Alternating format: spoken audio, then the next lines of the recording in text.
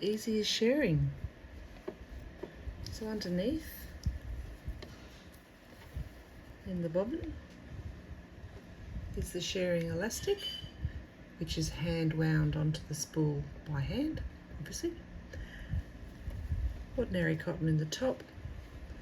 You set a 3.5 stitch length on a straight stitch, and then just sew straight lines. Machine's not particularly happy about it. It's a little bit of a tight fit in the bobbin winder, so it makes a funny squeaky noise. But yeah, it's actually super easy.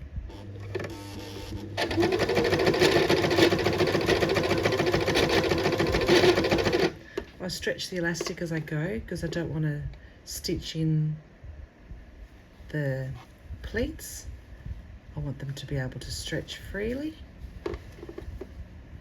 So I just use my thumb, pull the elastic taut like that, and then this hand is just to guide the stitch so that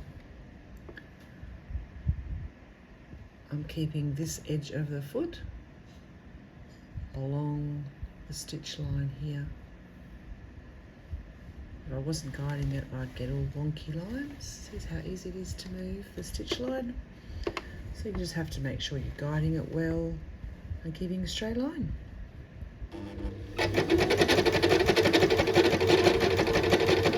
And you don't have to be super pedantic about it. You don't really see the stitch lines when you're wearing the dress. So close enough is good enough with shirring.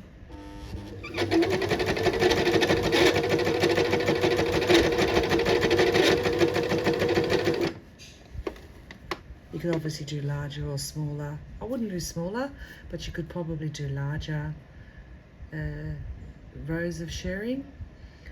But the guide of the foot is a really easy, handy way to get your widths right.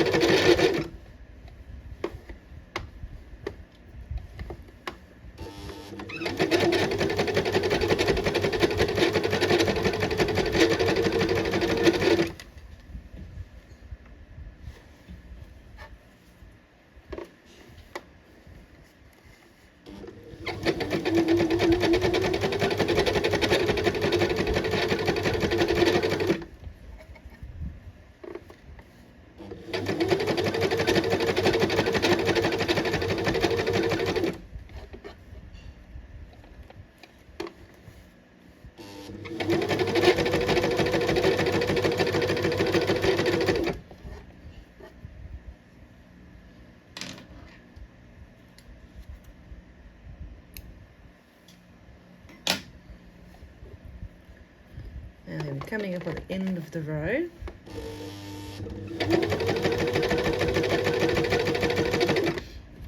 And there are two options when we get to the end of the row.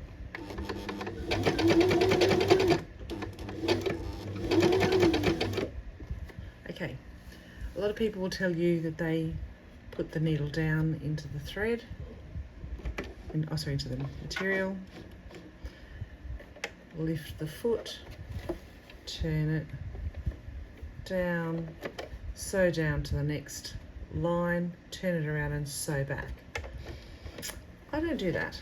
I did a couple, and I just don't like how it bunches the material this way on the seams. So I'm stopping every seam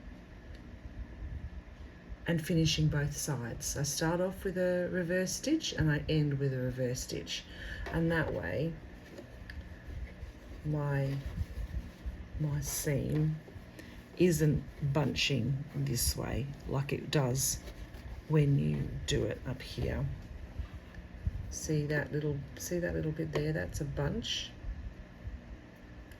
That's because I have sewn, you probably can't see, but I've actually sewn down to the next line, and then just see that on And just see there's 3 or 4 little stitches.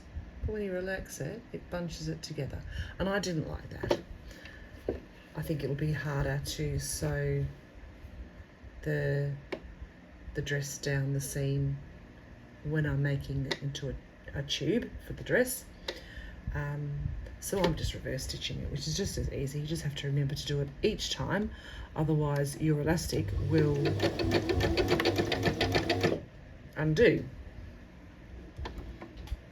When you pull it, the elastic just shoots back into the dress, which you don't want. So just a couple of reverse stitches and we're done.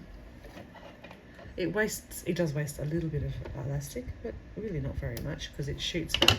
So I've only left, you can see how small of a piece of elastic I have left for the next start of the next seam. And there you can see here, all of my elastic. They're not pulling, they're acting just the way they should. So yeah, very good.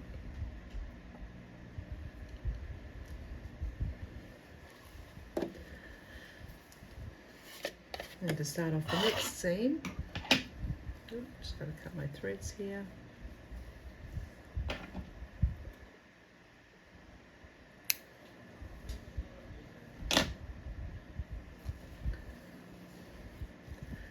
So you have to unroll it to get a nice straight edge, but you line up the line of stitching with the edge of the presser foot. And then, now, don't forget, you've got to hold your elastic and your thread at the start of each row. And off we go. And then reverse it. Done. And off we go for the next row. I'll probably do another at least 5 or 6 rows, I think. Potentially more. I'll see how it looks at that point as to whether I want to continue with more rows of shirring.